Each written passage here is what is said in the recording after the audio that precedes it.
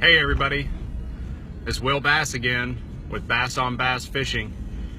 Just coming at you, give you a little bit more info on what exactly my partner and I were doing this past weekend out at Kentucky Lake. I know I didn't really go in depth as far as what we were using outside of maybe just covering the little bit I did about the baits.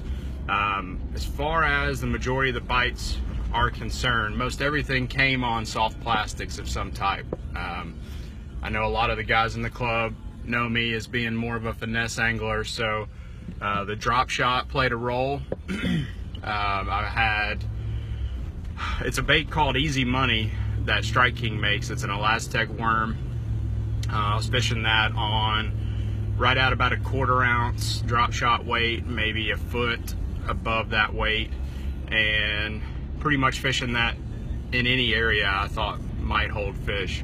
I'm not real fond of throwing that in any particular area. I pretty much throw a drop shot anywhere I'd throw any other bait if I'm thinking that there will be fish there and maybe I'm not getting any bites on anything else. It just seems to work where other things don't. As far as the spinnerbait that I caught my big fish on, it was a Booyah Super Shad. I believe it was a 3/8 ounce spinnerbait, and as I mentioned, it's the particular model that has 4 willow blades going from the top of the arm to the end of the arm. They're smaller to larger. That seemed to be a pretty solid bait. I mean, like I mentioned yesterday, I got some hits on it. It definitely was eliciting some strikes, and then obviously the one quality bite I had of the day, or one of the 2 quality bites I had of the day, was off of that spinnerbait. As far as the most productive pattern in our boat, seemed to be, like I said, anything that was a soft plastic was catching fish, whether that be a straight tail worm, obviously the baby brush hogs. That's pretty much what I threw on a Carolina rig most of the day when I was throwing anything that was a soft plastic. The colors I stuck to were pretty much a green pumpkin, or one I mentioned yesterday, I believe, was the California 420. And I'll go ahead and apologize for this little thing bouncing around. I hope to eventually move into something a little better in terms of this little thing that's hanging from my rear view, but these drives into work give me a little bit of an opportunity to talk to you guys instead of talking to myself, like I mentioned in my post yesterday. I'm usually listening to Bass Edge Radio or something like that to just try and learn a little bit about this sport that I love. So again, that's kind of why I'm doing what I'm doing with these videos and with my page.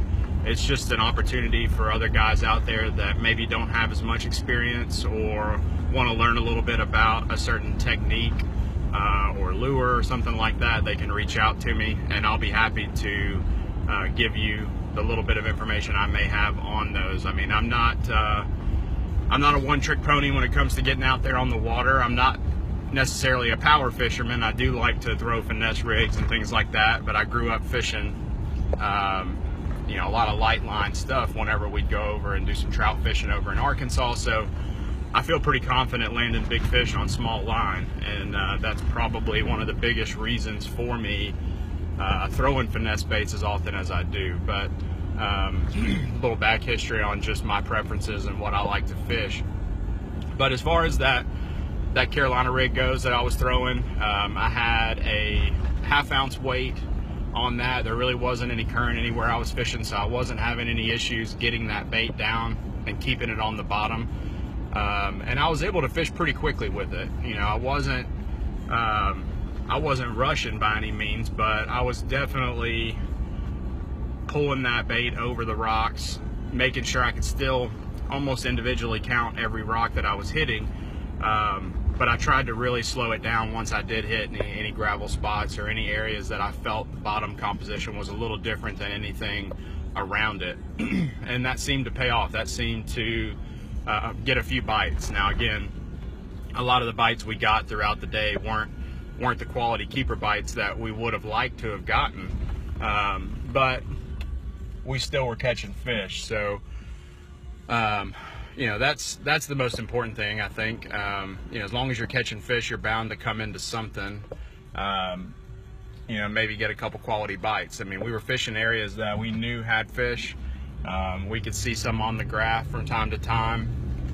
You know, I mean, we didn't necessarily know that what we were seeing was bass, or maybe it was crappie, but it definitely, the way they were schooled up, they looked more like a sport fish, as opposed to a lot of the imaging I've been seeing come back from Kentucky Lake that guys have been posting of all the Asian carp out there. I mean, I think anybody that goes out there knows that there are quite a few. They blanket that river right now. So, you know, that's another topic, another discussion for another day. But back to that rig. So I had, again, a ½ ounce weight.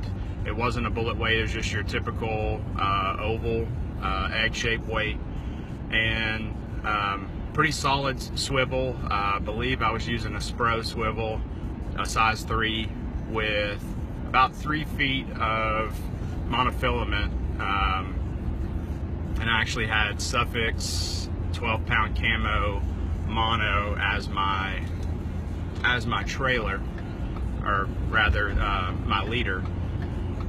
And then I had that baby brush hog with a light wire hook. I believe it was a 2-aught Gamakatsu, just a straight shank worm hook.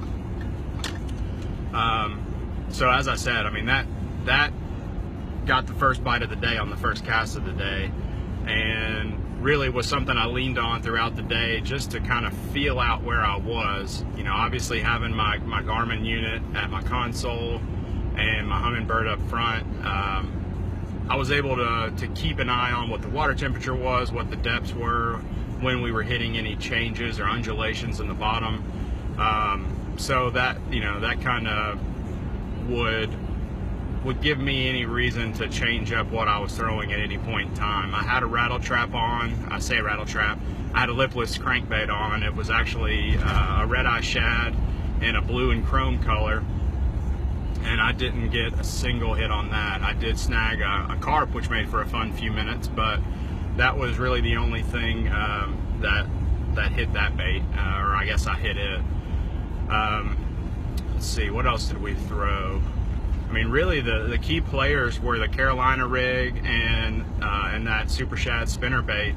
You know, those were the few baits that we threw, or I guess the couple baits that I threw that got any interest. I know my partner, he was throwing a little bit lighter Carolina rig, almost set up like a split shot rig. If anybody knows, you know, a little bit about that, it's more of a finesse type presentation, if you want to call it that, just because of its lighter, you know, lighter presentation and weight and profile.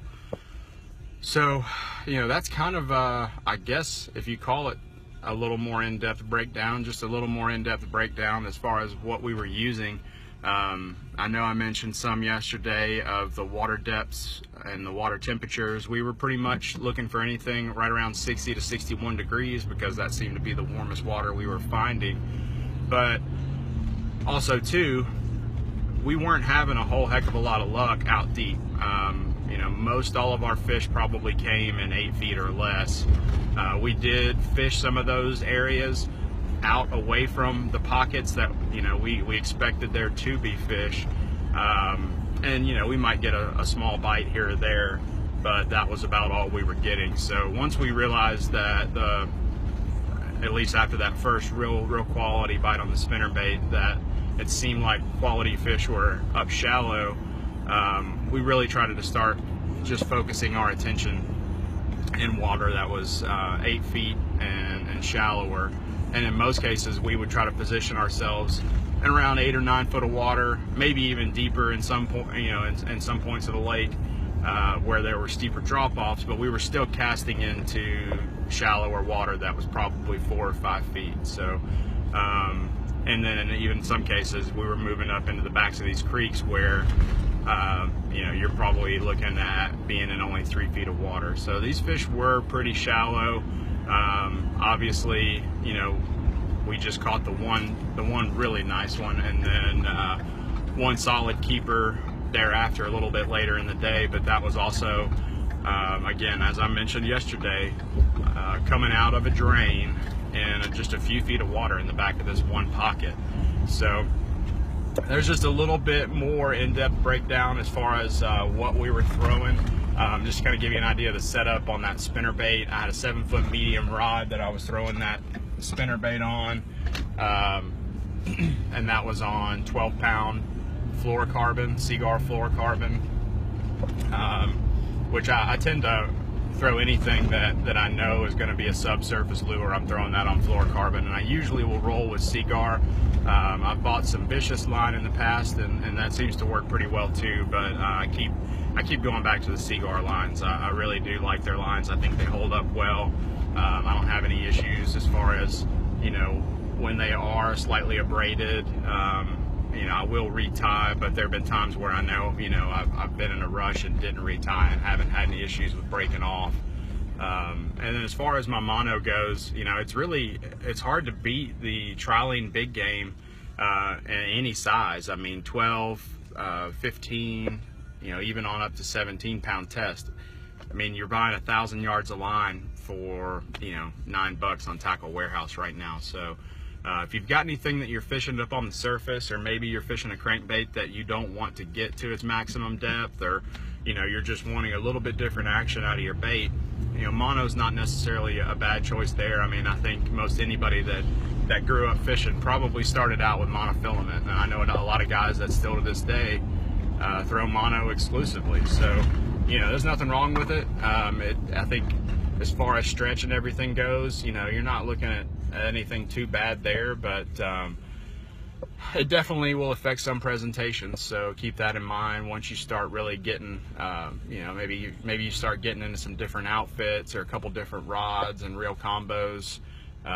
You know, just vary what you're doing and try to designate a rod or two to a certain technique, and you can kind of always lean on that for those purposes. So a little bit of line tidbits there for you. But as far as, you know, the tournament goes, it was a pretty solid tournament.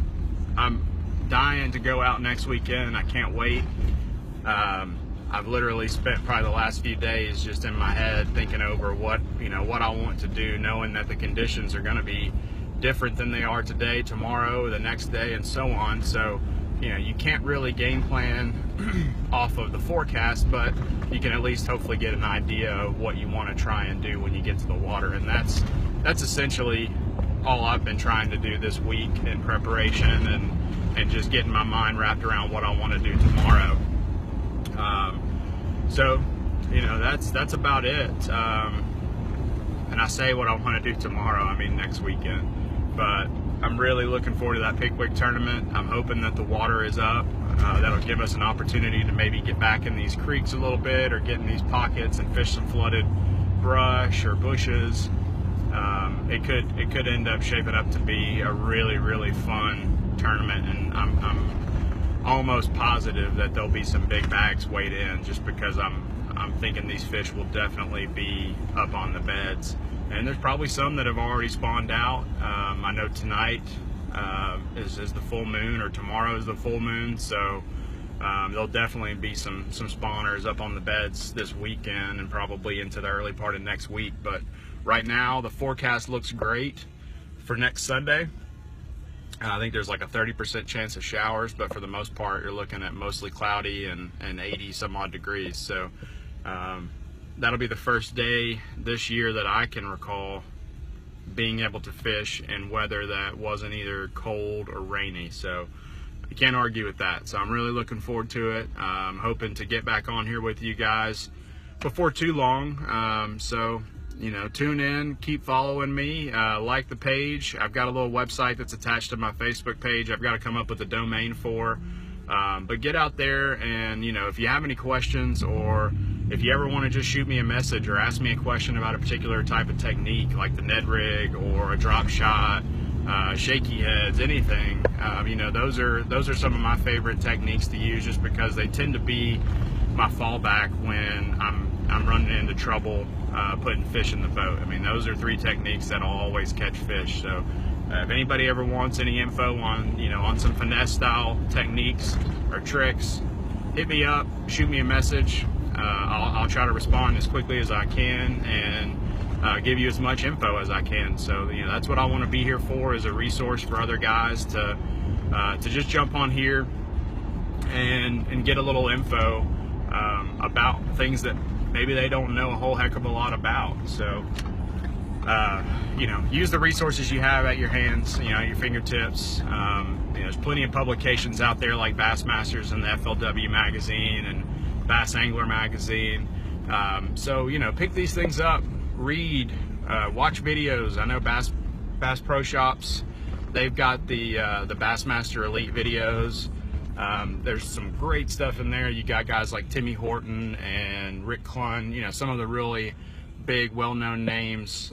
Obviously KVD, Edwin Evers, all those guys are in these videos, and they're spilling their guts. I mean, they're giving you the details on the techniques that they use to win tournaments that are worth a hell of a lot more than anything we're fishing in. So watch this stuff, absorb as much as you can. I mean, I think I've probably forgotten more about fishing than I remember half the time, but that's the cool thing about this sport. It's always changing. There's always something new. Every day is different. Every lake is different.